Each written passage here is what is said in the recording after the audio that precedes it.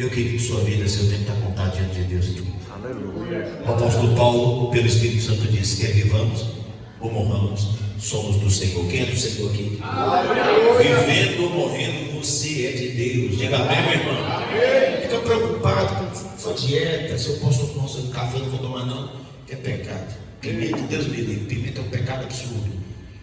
O Senhor Jesus disse: não é o que entra pela boca do homem que o contamina, mas sim o que sai da boca do homem, porque o que sai, sai do coração.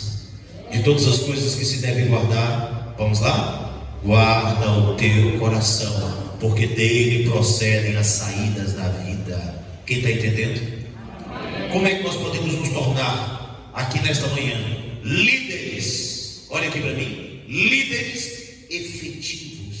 Como nós podemos nos tornar aqui nesta manhã líderes funcionais? O que é um líder funcional? É alguém que faz, é alguém que realiza, é alguém que acontece.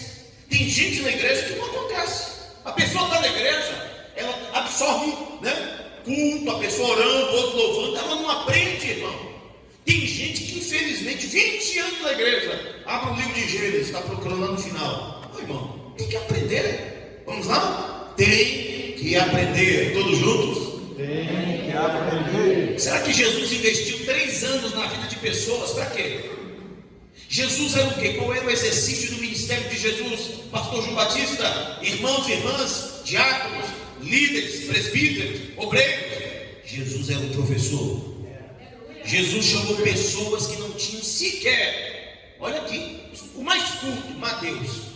Outro culto, Judas Iscariote. O resto, só Deus para ter piedade. Pedro era analfabeto de pai e mãe. Mas Pedro, que andou com Jesus, que era analfabeto, quando pregou o evangelho foi pregado pela primeira vez. O evangelho foi pregado a primeira vez por Pedro. 3.000 pessoas se converteram. Diga amém, meu irmão. Amém, querido? 3.000 se converteram. 3.000. E a pregação do evangelho através de Pedro foi: arrependei-vos. É chegada a hora, é chegado o tempo. Apartai-vos desta geração maldita. Se aparte desta geração. Olha aqui, a linha imaginária, a linha do Equador. Vá para o lado de Deus. Saia da condenação desta geração. O teor da pregação é essa. Esse é o teor do nosso anúncio, da nossa proclamação. 3.000. Agora, quando Pedro foi levado diante do Sinédrio, Atos capítulo 5, olha aqui para mim. E os senadores judaicos, interrogaram Pedro e João sobre aquele homem que estava na porta chamada Formosa, né? Ignorado por todos, mas visto por Pedro, contemplado por João, notado por ambos, porque o evangelho, diga o evangelho, está fraco todos o evangelho, para abrir os nossos olhos, para enxergarmos o outro, enxergarmos os povos indígenas, enxergarmos os negros, os brancos, o pobre, o rico, quem mora lá no Candeias e está debaixo de uma maldição desgraçada, cocaína dentro de casa o dia inteiro, confusão, briga. O evangelho faz você abrir os olhos para enxergar todo mundo. Tem gente que a gente não enxerga. O gari que limpa a nossa rua, a gente não cumprimenta ele, porque a gente não quer enxergar. É gari. Se tornou invisível pela condição do exercício do seu trabalho. Existem pessoas que são invisíveis pela sua cor, são invisíveis pela sua etnia, pela sua raça. E olha que tem gente no governo que não gosta de índio, né? Não gosta. Por quê? Porque os índios estão até melhorando, está até virando gente com a gente. Os índios sempre foram pessoas, seres humanos, irmãos. Índios, brasileiro, venezuelano, todo mundo é ser humano. Todo mundo necessita, carece da glória de Deus. Porque todos pecaram e carecem da glória de Deus. Tome cuidado. A Igreja Católica passou 200 anos para decidir se índio tinha alma. 200 anos a Igreja Católica fez isso. Sabe por que fizeram isso? Para escravizar os índios, escravizar os negros, porque negro também não tinha alma. Pensa que a religião, o diabo, quando senta no trono, Satanás, quando senta na cadeira, o diabo domina até a religião. Eu quero falar para você aqui nesta manhã sobre como se tornar um líder funcional, porque tem muito líder disfuncional. O que é um líder disfuncional? Isso é Apocalipse. Não serve para nada. Não serve, porque ele não é morno, ele não é quente e nem é frio, é morno. Porque se fosse quente, amém, se fosse frio, ainda dá para recuperar. Mas quando é morno, ele diz: não, eu estou na temperatura ideal. E Deus está dizendo: eu vou te vomitar da minha boca. O crente que é morno, o líder que é morno, é o que não faz diferença. Ele é disfuncional. Abre a boca para ser essa palavra a todos. Disfuncional. Não funciona. Quem não funciona é o que? Todos? Disfuncional. Agora por quê? Porque havia 2 cidades perto de Laodiceia. Olha aqui, Laodiceia é para quem Deus disse: é morno. Deus falou: é morna. É Laodiceia. Laodiceia ficava numa bifurcação, ó. Uma bifurcação, Laodiceia aqui, 2 outras cidades aqui. As cidades de Hierápolis e Colossos. Hierápolis, já fala, cidade do sol. Hierápolis, cidade do sol. Nessa cidade, as águas eram quentes. Muita gente procura Poços de Caldas, procura cidades de Goiás. Outros vão aqui em Montezuma, fronteira, né, com Mortugaba, procurar as fontes de águas. Eu tive aqui em Montezuma, incrível. Tem uma piscina enorme, né? Uma piscina enorme. Você entra lá dentro, as bolhas vulcânicas. Rapaz, a água, a temperatura incrível. Para a circulação, eu tenho problema de pressão, problema de circulação. Eu fui com o pastor Neto de Condeúba, fomos para Mortugaba, pregar na Igreja Batista Raiz de Davi, e de lá, 10 minutinhos, você está em Montezuma, cidadezinha pequena, histórica, e lá tem as águas vulcânicas, aqui pertinho, 200 e poucos quilômetros. Vá e faça esse passeio. Que coisa incrível. Senti a minha canela, a circulação melhorou, meu irmão, até a respiração, por causa do calor da água. Diga: águas que curam. Hierápolis tinha águas que curam. Diga: Hierápolis tinham águas que curam. Agora Colossos, que era outra cidade aqui, ó, águas frescas, águas que saciam a sede, águas que trazem refrigério. Ninguém vai beber água quente, irmão, mas água fresquinha, né? Olha o nome desse lugarejo que a gente desce uma sal, chamava como ali? Água fria. Água fria, né? Aqui na Barra de Choça, né? Água fria, porque sacia sede. Hierápolis servia para curar, Colossos servia para saciar a sede, e Laodiceia não servia para nada, porque não tinha função.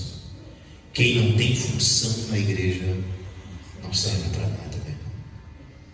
Eu quero então começar esse trabalho aqui nesta manhã com você, lendo o texto de Neemias, capítulo 1, verso 4. Abra sua Bíblia, assentado como você está. Pode ficar sentado, por favor. Neemias 1:4. Quem está comigo? Quem está comigo, irmãos? Tendo eu ouvido estas palavras, quem achou Neemias 1:4? E sucedeu que, ouvindo eu essas palavras, assentei-me e chorei, e lamentei por alguns dias, e estive jejuando e orando perante o Deus dos céus. Diga amém. Amém. Deixe nesse texto. A nossa igreja, a igreja evangélica do século 21, ela necessita de líderes autênticos que se dediquem com afinco na obra do Senhor. Pode parecer sem sentido.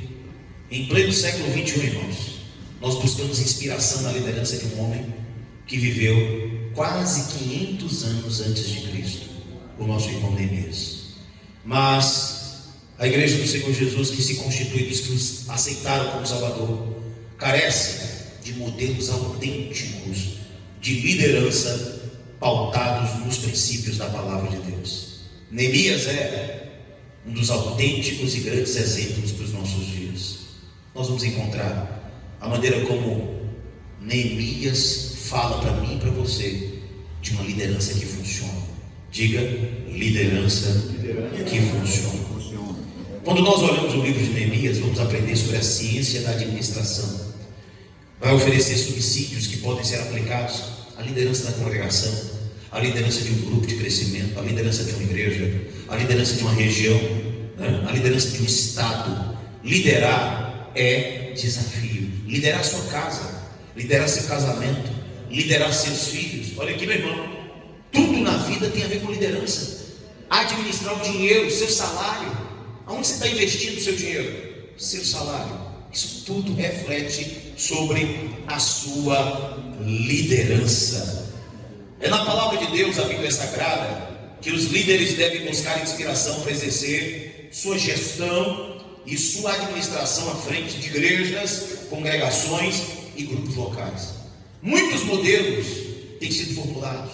As pessoas falam sobre todo tipo de estratégia de multiplicação, G12, G20, G5, G3. Todo mundo tem uma visão de igreja, né? Igreja para multiplicar, igreja multiplicadora, grupo de crescimento, célula. Mas, meu irmão, não há método melhor do que o método de servir a Deus, servir o próximo. Você é o tipo de pessoa que serve a Deus servindo o próximo? Ou trocando? Você aprendeu servindo as pessoas que você está servindo realmente a Deus? Quando você se coloca na brecha e diz: eis-me aqui, pode contar comigo, 7 horas eu vou estar na congregação. Pastor, eu chego lá às 18h30, eu vou abrir o culto.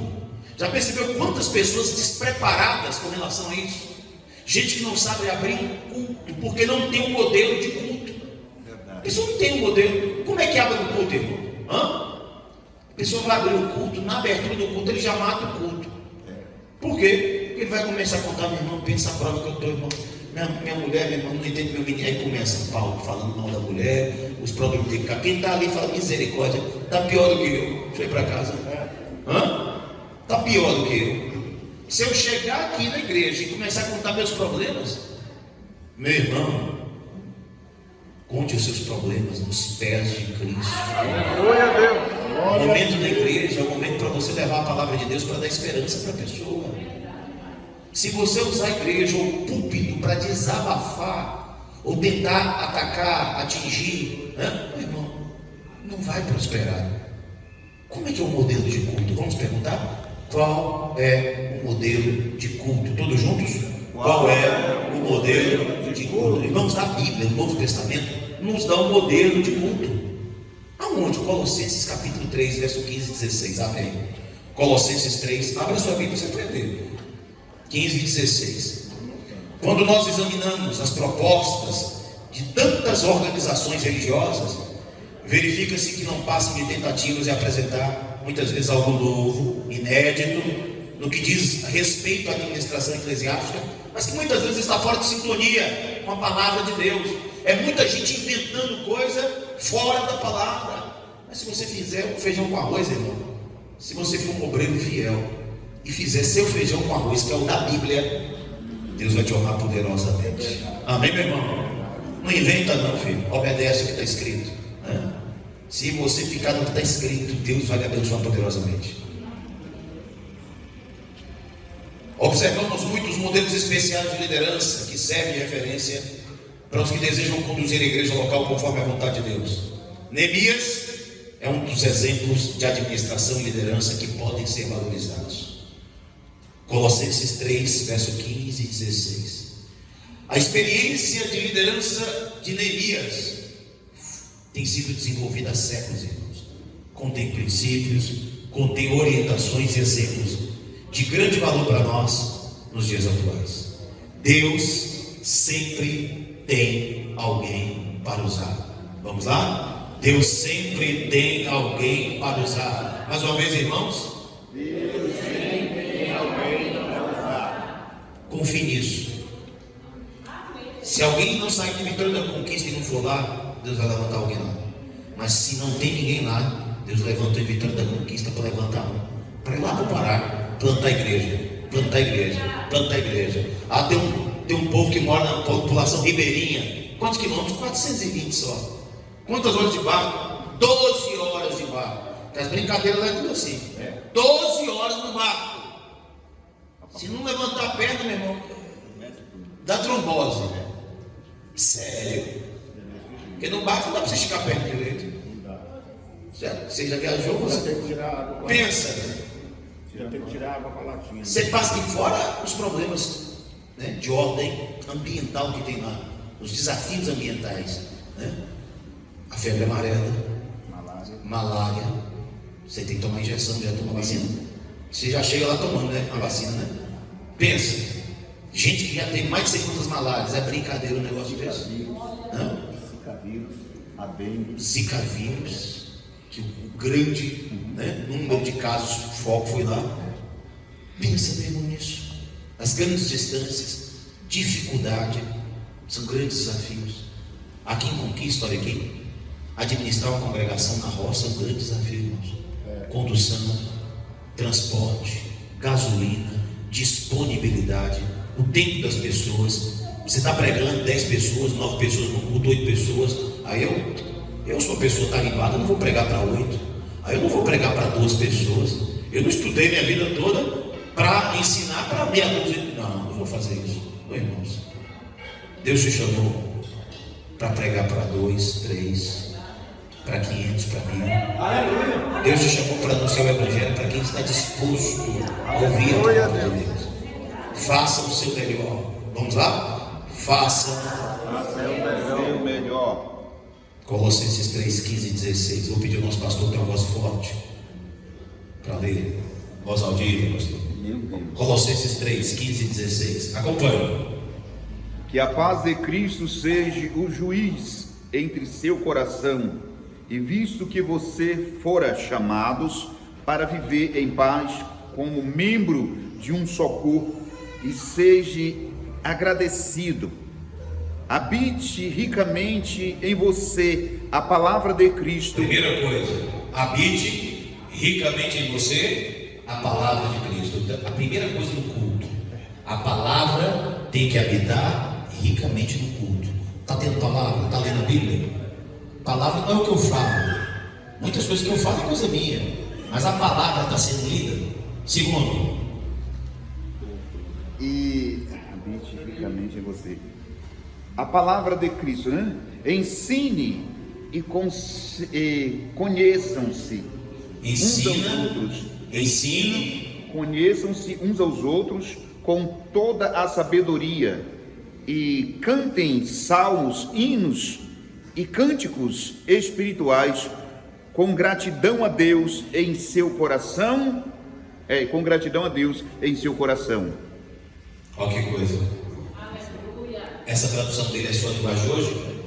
A sua é a NVI. Vou perguntar quem tem a tradicional, a revista atualizada. Pode sentar, meu querido. Qual é a sua tradicional? A minha é da linguagem de João Ferreira. João Ferreira de Almeida. Pronto, revista atualizada, corrigida. E a paz de Deus, para a qual também fostes chamados em um corpo, domine os vossos corações e sedes agradecidos. A palavra de Cristo habite em vós abundantemente, em toda sabedoria, ensinando-vos e demonstrando-vos uns aos outros, com salmos, hinos e cânticos espirituais, cantando ao Senhor com graça em vossos corações. Amém. Está vendo o modelo de culto aí? Quem está enxergando o modelo de culto aí?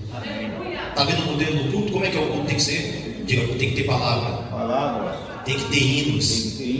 Tem que ter testemunho, cânticos espirituais. Tem que ter manifestação do Espírito. Está lendo isso aí, irmão? Está vendo aí? Tem que cantar, tem que ter sabedoria. Tem que ter admoestação. Admoestar é a coisa pior da igreja. Admoestar, porque admoestar é sacudir. Você tem que sacudir o povo. Não é só passar a mão na cabeça, ô irmão, que benção. Mas sacudir o povo, fique esperto. Tome cuidado, ó. Você tem que ensinar a admoestar, que é sacudir as pessoas. O culto tem que ter isso tudo. Tem que ter um momento de alegria e cantar. Não é com tristeza, não. Cantando com alegria nos vossos corações. Diga amém, meu irmão. Amém. Aí está a estrutura toda do culto. Como é que um culto é? A Bíblia já fala como é que o culto tem que ser, irmão. Tem que ter isso tudo. Então o culto não pode ser feito por uma pessoa só. Uma pessoa só não pode fazer no culto tudo. Só se ele estiver sozinho. Lá, aí tem que cantar, prega, mas se tiver os outros irmãos, a irmã vai ler o salmo, a irmã vai fazer uma oração, o irmão tem um cântico espiritual, o irmão tem uma manifestação, tem um dom para manifestar, que manifeste. Amém, meu irmão? Amém. Alguém tem uma palavra de conhecimento, alguém quer ensinar, tem um testemunho. O culto é recheado, diga recheado, da participação do povo de Deus. Glória a Deus. Amém, meus irmãos? Amém. Quando o culto é plural, diga culto, plural, a glória de Deus se manifesta. Porque o culto não é um teatro. para um só aparecer, para uma só pessoa, né? Porque Simão Bar-Jesus, lá em Samaria, era chamado de um grande vulto, um grande poder. Ele era o cara, mas era um endemoniado. E as igrejas evangélicas estão cheias de Simão Bar-Jesus. Fique esperto. Tem muita gente trazendo para si o holofote. Olha aqui, o Espírito Santo é o holofote de Deus sobre a pessoa de Jesus. Aleluia. A única pessoa que tem o holofote do Espírito Santo é Jesus na igreja. O Espírito Santo não coloca o holofote em homem nenhum. O Espírito Santo só coloca o holofote, a luz, na pessoa de Jesus. Aleluia! Quando nós exaltamos Jesus, nós estamos experimentando do holofote, do brilho de Cristo em nossas vidas. Mas quando a gente tenta trazer o holofote para nós, Jesus diminui, meu irmão, o Espírito Santo vai embora. A Bíblia diz: é necessário que ele cresça e que eu diminua. Diga amém, querido. Diga comigo: Deus sempre tem alguém para usar. Neemias, pastor João Batista, pastores, ministros do Senhor, irmãs missionárias, Neemias era um desconhecido. De acordo com alguns padrões estabelecidos, somente as pessoas que estão em evidência, para muitos, é que podem ser usadas por Deus. Contudo, segundo os princípios bíblicos, Deus usa quem se coloca à sua disposição. Aleluia! Quem está na brecha aqui, meu irmão, nesta manhã? Quem está na brecha aqui para Deus? Ele vai usar você. Ele está dizendo o quê como resposta? Eis-me aqui. Vamos lá? Todos juntos? Eis-me aqui. Quando quer, chama alguém que não tem relevância aos olhos dos homens, ainda que o cargo de copeiro, exercido por Neemias, fosse de alta confiança, sua ação restringia-se às paredes do palácio. Entretanto, por causa de seu caráter, por causa do seu relacionamento com Deus, Neemias foi chamado de forma especial para uma das maiores missões no Antigo Testamento. Ele era desconhecido para os homens, incluindo seus compatriotas que se achavam em Jerusalém, sofrendo os resultados da grande crise espiritual que se abatera sobre eles. Mas Neemias não era desconhecido de Deus. Preste atenção nisso. Você não é desconhecido de Deus. Vamos dizer isso? Eu não sou desconhecido de Deus. Você não é desconhecido de Deus. O salmista diz: quem é como o Senhor nosso Deus, que habita nas alturas, que se curva para ver o que está nos céus e na terra, que do pó levanta o pequeno, aleluia, e do monturo ergue o necessitado, para o fazer assentar com príncipes, sim, com os príncipes do seu povo. Salmo de número 113, do verso 5 ao verso 8. Esse é o nosso Deus. Vamos dizer isso? Este é o nosso Deus. Quando nós olhamos na Bíblia, Esther, mulher, era uma desconhecida. O rei Assuero da Pérsia, tomado de um acesso de vaidade, resolveu exibir os dotes físicos e a beleza de sua esposa Vasti perante os seus convidados, mas ela se rejeitou a aparecer. Mas Deus escolheu uma desconhecida para reinar no lugar de Vasti e usou Esther como intercessora para a salvação do seu povo. Deus usa quem Ele quer. Deus usa quem se coloca na brecha. Deus usa quem se dispõe. Se você se dispõe aqui nesta manhã e quer ser preparado pelo Senhor, ouça bem o que os senadores judeus falaram sobre Pedro e João, quando Pedro e João foram inquiridos sobre se andaram com Jesus. Eles afirmaram: estivemos com Cristo. Anunciaram o poder de Deus para curar aquele homem que estava na porta do templo, a chamada Formosa, e aquele paraplégico se levantou, porque Pedro disse: não tenho prata nem ouro, mas o que eu tenho eu te dou. Levanta em nome de Jesus e anda. Os senadores judeus ficaram impressionados com a cultura de Pedro e disseram: verdadeiramente, estes homens estiveram com Jesus, visto o tamanho da sua cultura. Diga comigo: quem anda com Jesus tem cultura. Quem anda com Jesus tem cultura. Deus não quer, olha aqui para mim, olha aqui, minha irmã. Deus não quer administrar você no patamar no nível baixo, mas Deus quer colocar você no nível superior. Diga amém. Deus quer promover sua vida, quer promover seu chamado, quer promover a eficácia do seu ministério. Deus, Ele trabalha amolando, afiando o machado da nossa vida, do nosso chamado, a fim de que quando você tiver a oportunidade de servir ao Senhor, servir ao Mestre, o machado está afiado, meu irmão, preparado para a obra e a missão a qual você há de desempenhar. Diga amém, meu irmão. Deus tem chamado pessoas distintas, pessoas que muitas vezes pensam: não é para mim, eu não vou dar conta dessa obra, meu irmão. A obra é enorme, a obra é grande, né? Eu não tenho capacidade. Quais foram as escusas, quais foram as desculpas de alguns homens de Deus na Bíblia? Vamos ver? Vamos ver? Moisés disse o que para Deus quando Deus o chamou? Primeiro, parabéns. Jeremias falou o quê?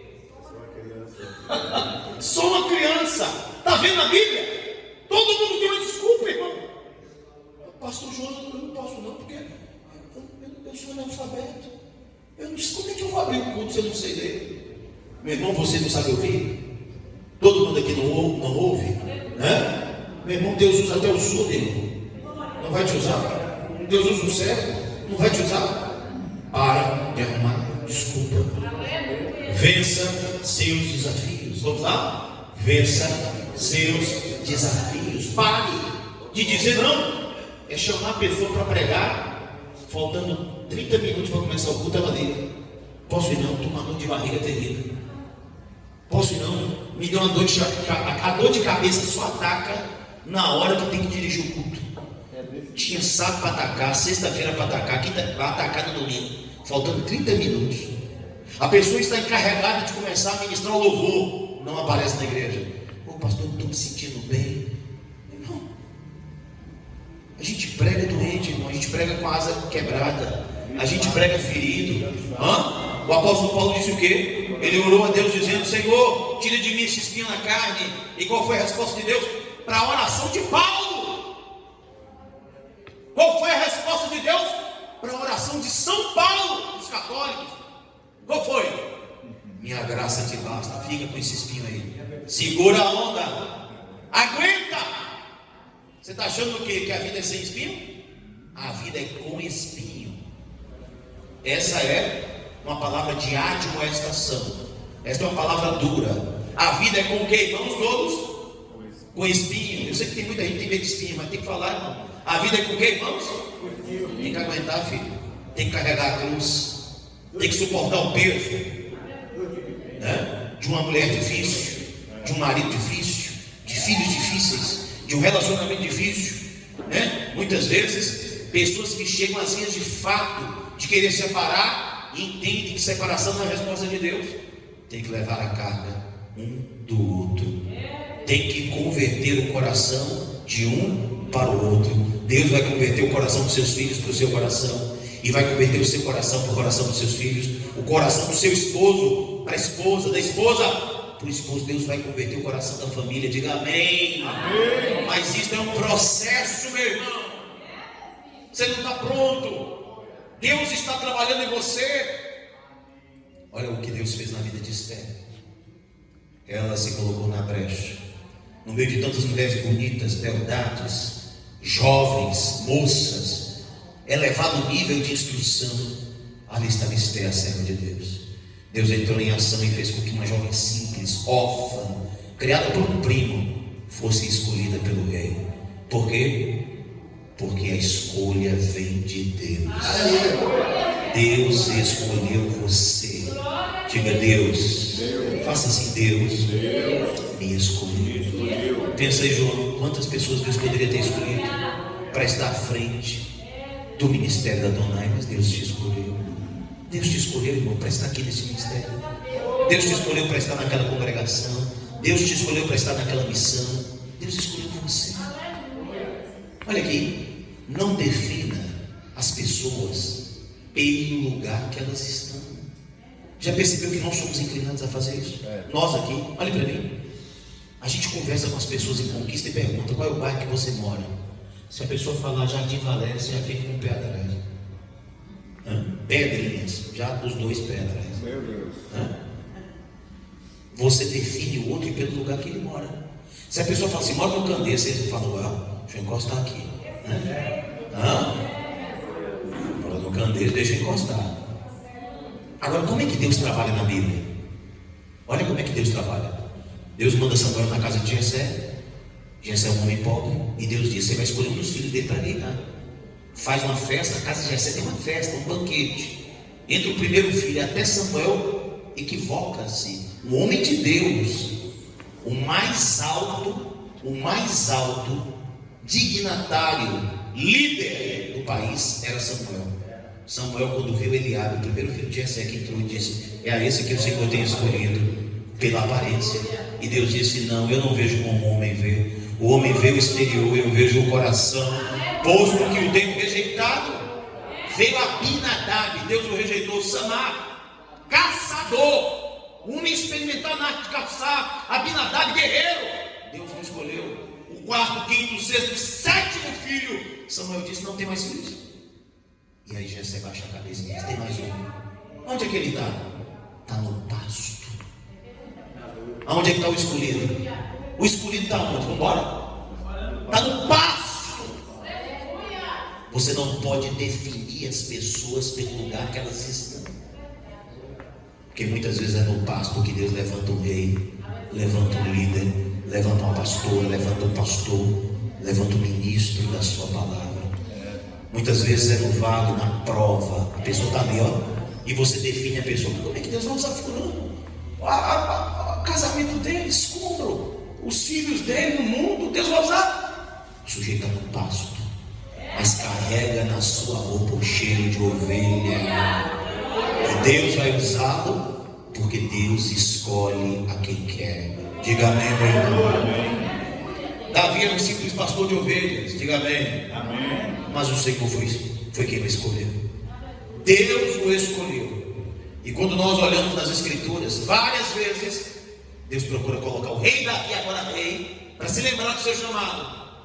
Fui eu que tirei você à frente da malhada. Fui eu que te escolhi. Dentre todos de Israel, tu eras o menor, mas eu te ungi e te pus como escolhido. Aleluia. Olha aqui para mim, minha irmã. Você tem capacidade. Diga, eu tenho capacidade. Todos juntos? Eu tenho capacidade. Mais uma vez. Eu tenho capacidade. Por quê? Diga, porque Deus me escolheu. Você me escolheu você. Você é um escolhido.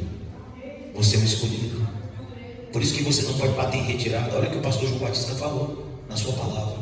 Pessoas que enfrentam as primeiras lutas dizem, não, estou fora, não aguento. É demais para mim. Vou dar conta do recado na igreja. Igreja não é para mim, meu irmão. Querido, o ministério é para você.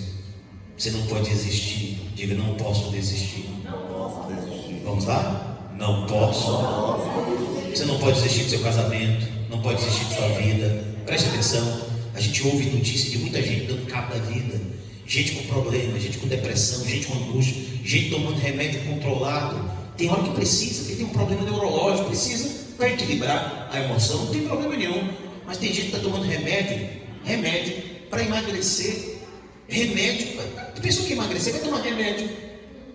E começa a afetar a alimentação da pessoa, o humor da pessoa. Gente que começa a ficar sem comer. Não, eu vou fazer um jejum de 40 dias, meu irmão. Jejum sobrenatural só foi Elias e Jesus, querido. Você não vai dar conta, né? Elias, Jesus, Moisés, 40 dias. Toma cuidado, você vai entrar em parafuso. Muitos crentes ficam assim. Outra coisa, você não aguenta levar o peso do mundo nas suas costas. Diga, não aguento. Capricha, diga, não dou conta. É por isso que você tem que chamar o mestre Jesus, e dizer, Senhor, me ajuda. Jesus, me socorre. Deus viu Moisés debaixo de tanta tarefa, que colocou o Jetro, seu sogro, para dizer o quê? Você não vai dar conta. Divide o povo, coloca líderes de 100, líderes de 50. Você vai infartar, você vai morrer. Você vai entrar em um esgotamento espiritual, você não vai dá conta. Irmãos, não é toda hora que você aguenta pregar, não. Não é toda hora que você consegue sentar no computador para fazer um estudo. É 3, 4 horas. E você prega, emagrece 1 quilo. Então você tem que ter alguma gordura para queimar. Não aguenta. Viajando, pregando. Ah, morreu o pastor fulano de tal, morreu com quantos anos? 53. Vai morrer novo. Morreu o pastor fulano de tal, quantos? 47. Vixe, morreu novo. Por que morrem novos assim? Porque vive em esgotamento espiritual. A pessoa quer pregar a semana inteira, quer fazer tudo. Irmão, você tem que dividir. E quando nós dividimos e delegamos, diga aí, delegar. Capricha, delegar. Você confia, você treina a pessoa e delega. Abre o culto, administra o dinheiro da congregação, dirige o período de louvor, visite as pessoas que vieram da igreja no domingo à noite e se converteram, acompanhe fulano, discipule. É por isso que Deus falou através de Paulo: transmita estas ordens a homens fiéis. Olha aqui para mim, não é para você inventar, não. É para você fazer o que o servo bom faz, o que lhe mandou o Senhor. Faça o que ele te mandou. Deus nos mandou pregar o evangelho, fazer discípulos, ir para as nações. É só obedecer. Nos diga só, capricha, só obedecer. Voltando a Neemias. Neemias era um homem íntegro, tinha integridade espiritual. Antes de tomar qualquer decisão, ele buscava a Deus em oração. E sucedeu, diz o texto bíblico, que ouvindo essas palavras, assentei-me e chorei e lamentei por alguns dias, e estive jejuando e orando perante o Deus dos céus. Neemias 1:4. Ele teve sensibilidade ao saber da realidade em que se encontrava seu povo. Olha para mim, você é um servo de Deus sensível. Você é o tipo de pessoa, como disse o nosso irmão na abertura do culto, que a igreja que não ora, ela morre em si mesma. A igreja tem que orar, os crentes têm que orar. Nós temos que verbalizar diante de Deus nossos anseios, nossas necessidades, nossas demandas. Nós temos que clamar ao Senhor. Vamos lá? Temos que clamar ao Senhor. Ter sensibilidade, meu irmão. Ao tomar conhecimento da triste situação em que se encontrava em Jerusalém, Neemias não permaneceu como estava. Ele vivia uma vida boa, era copeiro do rei, estava dentro do palácio, um homem próspero, rico, homem de confiança de Assuero. Mas ele assumiu a posição de um intercessor. O líder, quem lidera é o intercessor. Vamos repetir? Quem lidera é intercessor. Você chega na igreja para interceder. Você está abrindo o culto para interceder.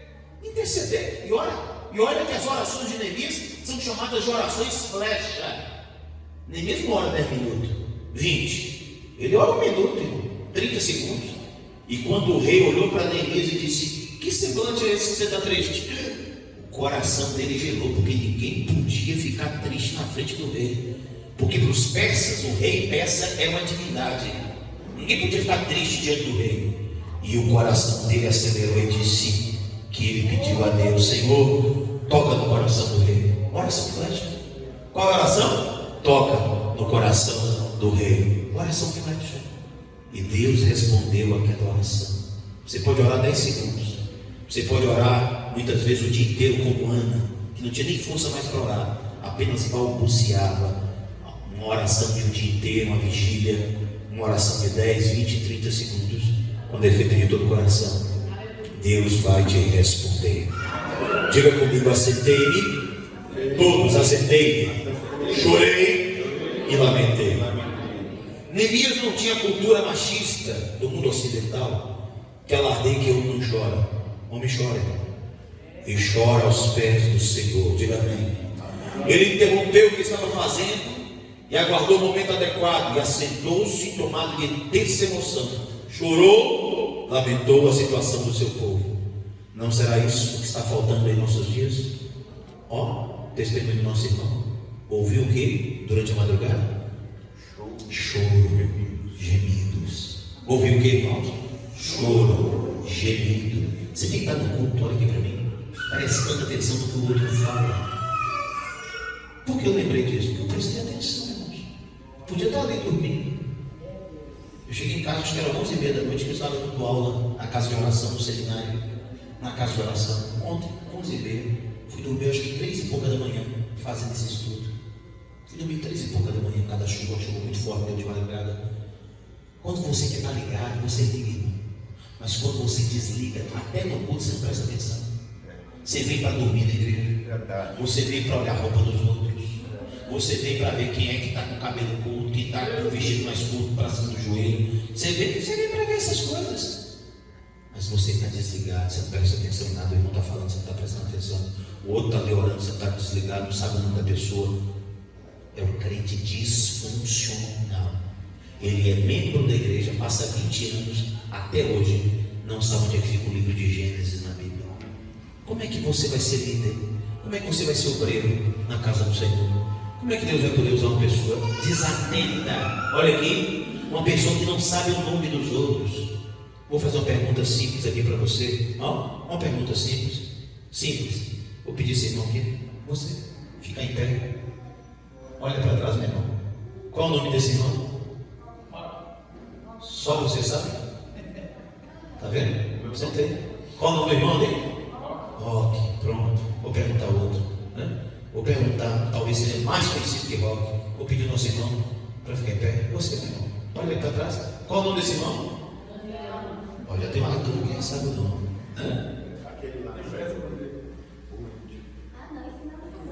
Esse você não sabe o nome dele?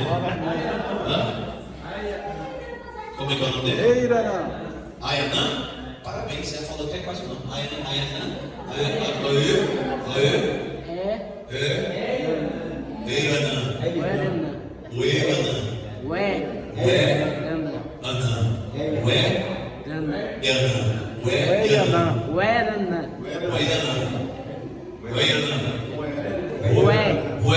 Dá o som do E.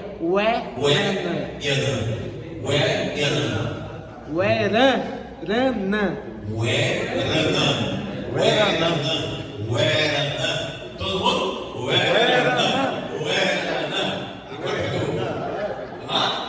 Agora vai.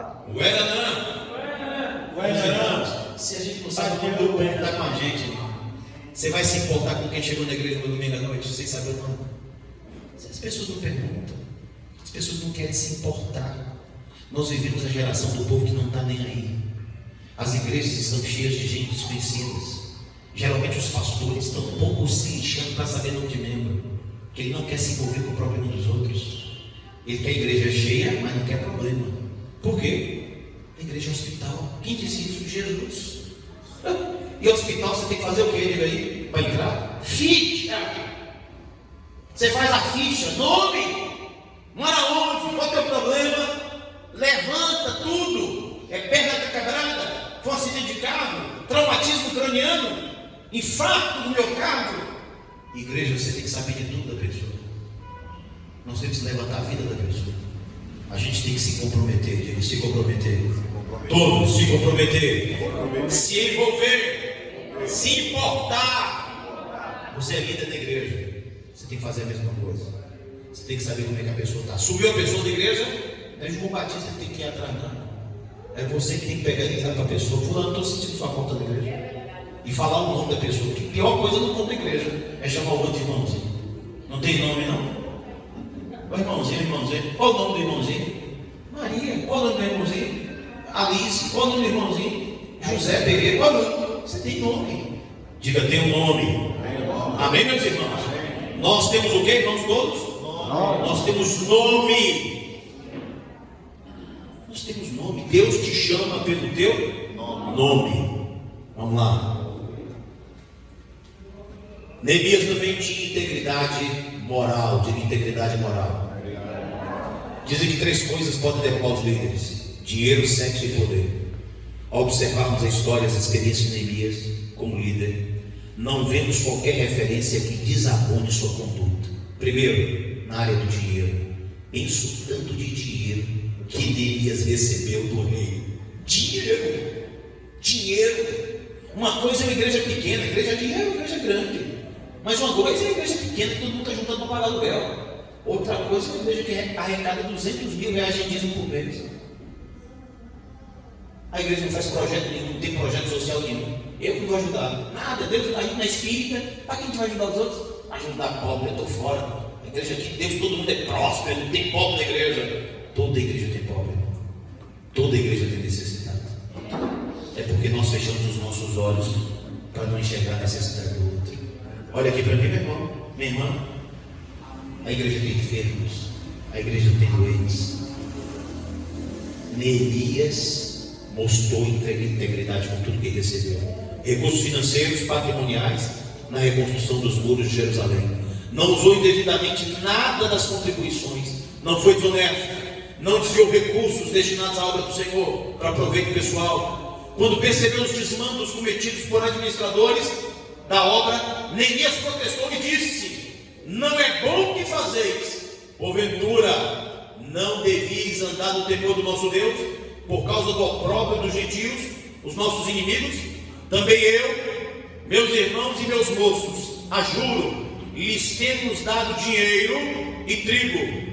Deixemos este ganho. Restituí-lhes hoje dos persas as suas terras, as suas vinhas, os seus olivais e as suas casas, como também o 100º do dinheiro do trigo, do mosto e do azeite, que vós exigis deles. Então disseram: restituiremos e nada procuraremos deles. Faremos assim como dizes. Então chamei os sacerdotes e os fiz jurar que fariam conforme esta palavra. Neemias 5, do 9 ao 12. Até os sacerdotes estavam roubando do povo. Neemias chamou e disse: não, isso não é correto, isso é falta de temor.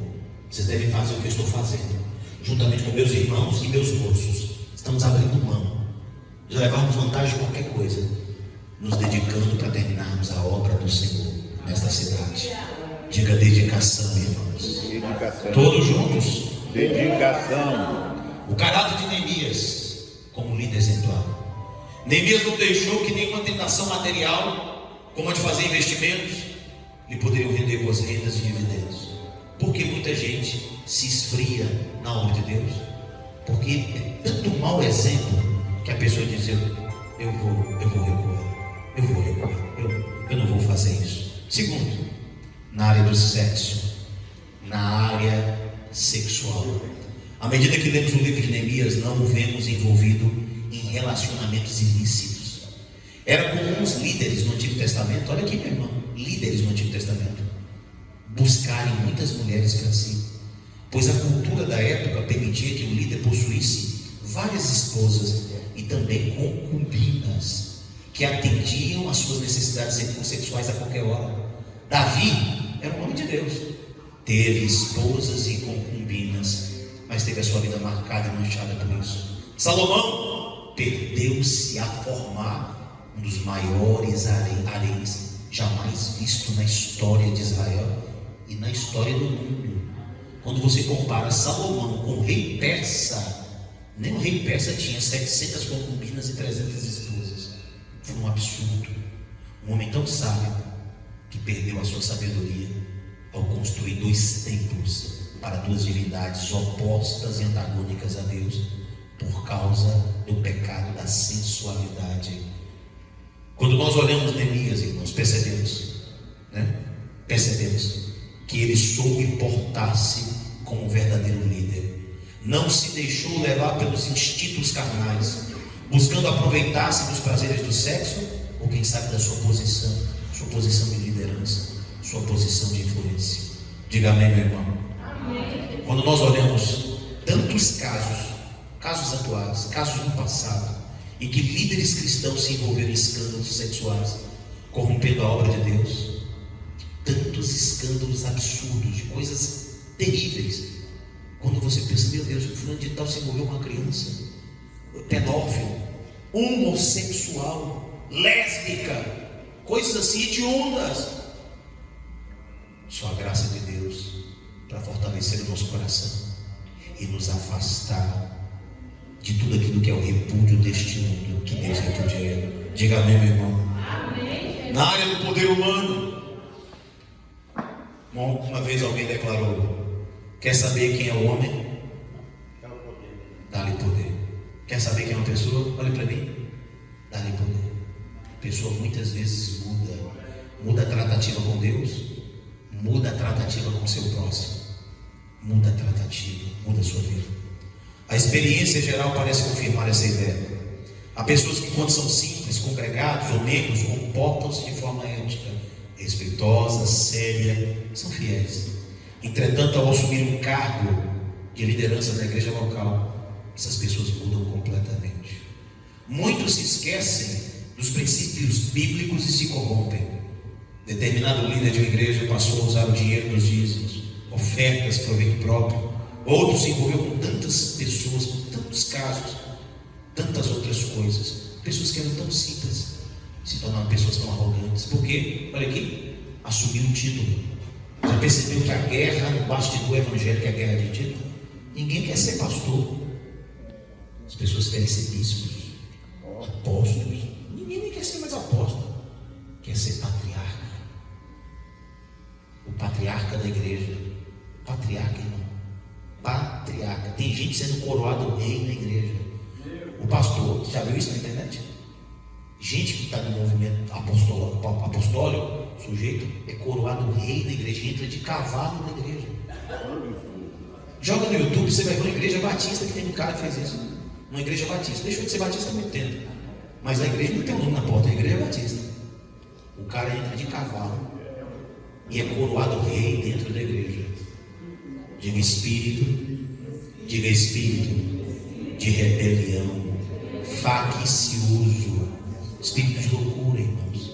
Pensa que o diabo, quando você sai da palavra, o diabo toma conta. Existem na Bíblia igrejas que são chamadas de igrejas endemonizadas. Como é que é? Igrejas endemonizadas. Está na Bíblia, no Apocalipse. Tem duas: Tiatira e Pérgamo. Uma, onde está o trono de Satanás. A outra, sinagoga do diabo. Quem domina essas denominações é o próprio Satanás. Verdade. O próprio diabo. Tem um livro agora que foi lançado em 2019, recente, novembro de 2019, mais vendido na Europa. Catolicismo romano, a igreja gay. O sujeito que escreveu esse livro, um jornalista francês que foi abusado, escreveu esse livro, falando que boa parte do sacerdócio, 90 e tantos % do sacerdócio católico, são homossexuais. Ele veio aqui no Brasil e deu entrevista para Pedro Bial. Eu assisti a entrevista todinha na Globo desse jornalista francês. Milhões e milhões de casos de abuso sexual de crianças, de meninos, de garotos. A religião gay. As pessoas sabem disso dentro da igreja católica, todo mundo com a boca fechada. O homossexualismo está tomando proporções gigantescas. A gente está aceitando. Nós temos que pregar para as pessoas se converterem, abandonarem essa vida de pecado, sendo chamadas para a transformação através do Evangelho de Jesus. Diga amém, meu irmão. Amém. Diga amém, minha irmã. Amém. Tome cuidado com o poder. Use o poder para servir a Cristo, meu querido. Diga amém. Amém. Concluindo, algumas lições para os líderes de hoje. Neemias é um homem que nos ensina sobre vida devocional. Diga vida devocional. Pensa, irmão, que boa parte das pessoas só tem vida devocional quando vem na igreja, quando tem um culto. Se a pessoa lê a Bíblia, prega biblicamente, ela não teve culto. Se a pessoa conta história, não sei o que, eu era bandido, não sei o que, foi, não sei o que, matei, não sei o que, e depois me converti. A pessoa grava aquilo, vai para casa, mas qual foi a porção da palavra que você levou? Você tem que ter vida devocional, querido. É fundamental, e é de fundamental importância que todo líder, que lidera uma congregação na igreja, reserve em sua agenda momentos para o cultivo de sua vida devocional, pois desta forma você vai estreitar sua comunhão com Deus. Abra sua Bíblia em Marcos capítulo 3, verso 13. Neemias era um líder que cuidava da sua vida secular, mas também zelava por sua vida espiritual. Era um homem de oração.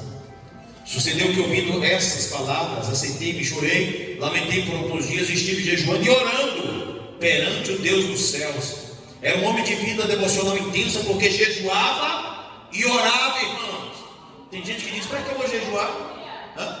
Jejuava e orava. Homem que fazia votos diante do Senhor, se colocava na brecha para Deus responder. E quando você se coloca na brecha, Deus vai te responder. Diga amém, meu querido. Diga, Deus vai me responder. O almoço só fica bom quando a gente demora. Aí você dá aquela fome assim, aí você já parte pro prato. Fica tranquilo, dá tempo pra você comer com bem fome. Aleluia. Ei, maravilha. O obreiro precisa orar todos os dias, irmãos. O obreiro, você que é obreiro, missionário, você tem que orar crente todos os dias. Você tem que ler a Bíblia todos os dias. Você tem que ter palavra. Você só dá o que tem, irmão. Como é que você vai chegar na igreja e pregar a mesma coisa? Como é que você vai chegar na igreja e pregar, falar a mesma coisa, a mesma coisa, a mesma coisa? Você tem que ter vida. Você só libera o que tem. É por isso que muita gente só acusa, só prega acusando, só prega colocando defeito, porque é o que ela tem. Só dá o que tem, da amargura, da tristeza, remorso, ódio, só destina isso. Mas quem vive na graça de Deus anuncia ensino, admoestação, pregação, graça ao Senhor, misericórdia, perdão, reconciliação. É por isso que o céu se abre quando alguém anuncia o verdadeiro evangelho, e a chuva seródia vem sobre o povo de Deus, e o povo é abençoado. Diga amém, meu irmão. Amém. Deus vai te usar. Deus vai te usar.